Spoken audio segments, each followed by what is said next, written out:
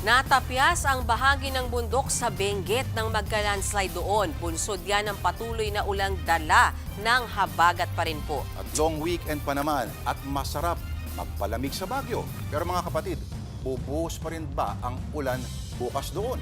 At live mula sa Baguio City, nasa frontline ng balitang yan, si Mon Gualvez. Mon, balitaan mo kami kung magbabagyo ba kami. Ligtas ba at may enjoy namin this weekend o postpone na lang muna? At ilang ube, ano ba yung Yung strawberry jam ba yan?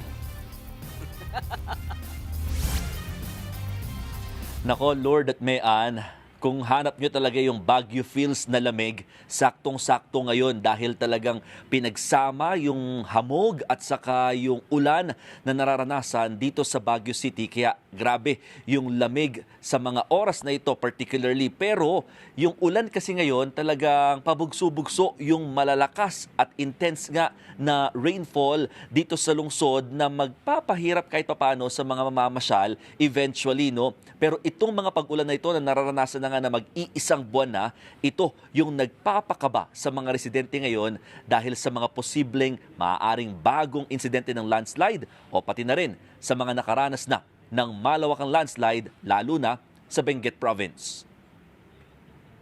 Tila binuldozer ang bahagi ng bundok na ito sa Benguet. Malaking tipak ng lupa ang natapyas at gumuho kasama ang tone-toneladang lupa at mga batong dumaustos pababa. Maging ang backhoe na nasa ibabaw noon ng bundok, napunta na rin sa ibaba. Nilamon na rin ng lupa ang bahagi ng Amburayan River kaya mas malakas ang ragasa matapos lumiit ang dinadaluyan. At higit sa lahat, naputol ang mahigit 200 metro ng provincial road. Dahil sa nangyaring landslide, literal na naputol at hanggang dito na lamang itong kalsadang nilalakaran ko. Aabot sa mahigit 200 metro ring haba nitong daan ang kasamang nabuwal ng mga gumuhong lupa mula sa bundok. Kapangan, Kibungan at Atok, yan ang tatlong bayan na apektado at halos ma-isolate ang ilang barangay dahil sa landslide. Sa barangay Buklawan sa Kapangan, halos 200 pamilyang apektado. May signal pa rin naman ang telepono, kaya kinukumusta sila ng local government sa pamamagitan ng video call at text message. Ito pa rin, isolated pa rin. Nakamonitor. Yung iniikutan namin, hindi basta-basta dumaan doon kasi pangit yung kalsada at saka may spillway na pag lumaki yung tubig, delikado ang pagdaan ng mga malilit na sasakyan. 10 araw din silang nawalan ng kuryente. At ngayong hindi pa man nakakabangon, eto na naman ang ulan. Kung magtuloy-tuloy ito, natatakot na rin kaming bumiyahe doon palabas dito ng mga vulnerable na mga pasyente kung sakaling may tatakbo kami. Mahirap yung daan, yun ang pinatatakot namin kasi may mga ano dito May mga seniors, may mga karamdaman.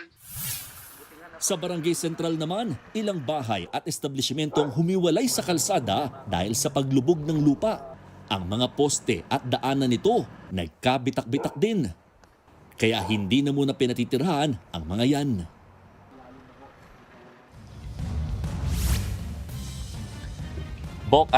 Lord Mayan, dito sa mga oras na ito sa Baguio City, bumubuhos na naman yung katamtaman hanggang malakas na ulan dito sa area.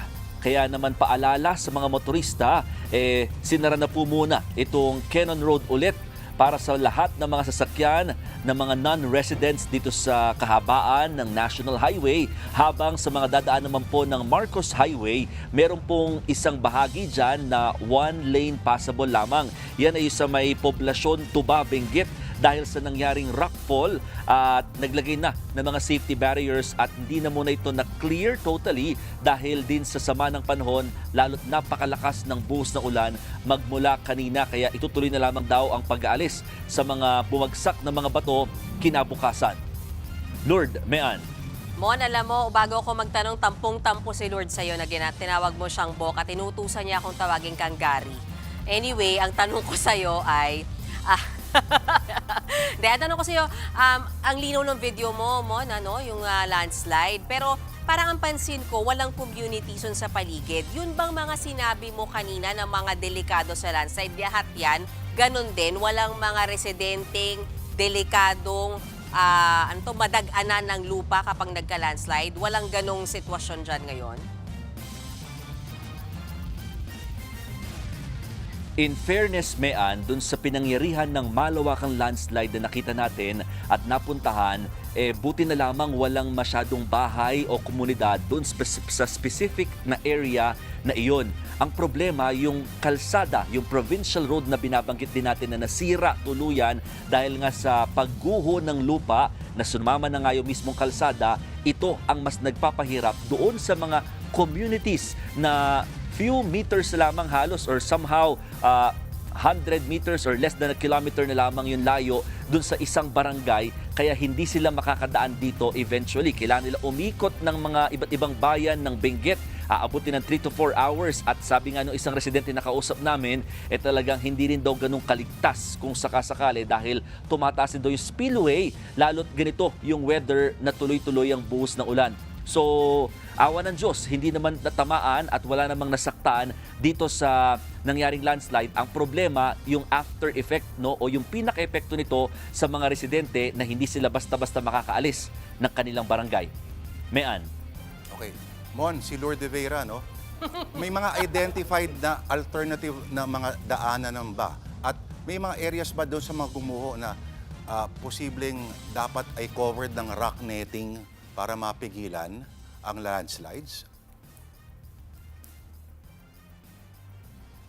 Nako, Lord de Vera, sir, idol, amo. Talagang ang nangyari kasi dito sa pinakagumuhong bahagi ng bundok, wala itong hindi siya covered na mga rock netting dahil talagang basically bundok talaga ito na hindi masyado talagang nadadaanan ng mga motorista. Bagamat may provincial road pero accessible lamang ito para sa mga certain communities ng 3 bayan dito sa Benguet, no?